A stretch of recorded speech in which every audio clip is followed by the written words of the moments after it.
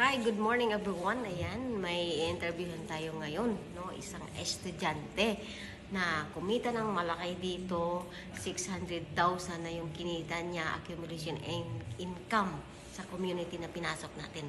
Kaya tara, interview natin. Hello, good morning. Hello, good morning po sa lahat. So, ayan, good morning. My name is Fresh Jade Vivos Namante, dating estudyante lang na nagsimula sa ating community. Naghaw lang din po ako sa Facebook and sa TikTok. Nagpapasalamat ako kay Coach Leticia kasi kung wala siya, nawala din po ako dito. So, ngayon po is kumita na po tayo ng 600,000 mahigit. Marami na din tayong OFW na tulungan at kabataan kumita. And buong family ko din po is kasama namin sa community. So, kumikita din po sila. So, kung ikaw, estudyante ka man ngayon, OFW ka man or empleyado, kayang-kaya mo din itong gawin. Kasi kung estudyante nga nagawa, babae, what more, ikaw pa. Kayang-kaya mo din po itong gawin para kumita ka din ng malaki and makapag-for good ka. So, congratulations in advance. I-comment mo kung nasan ka ngayon para matulungan ka din ng aming community.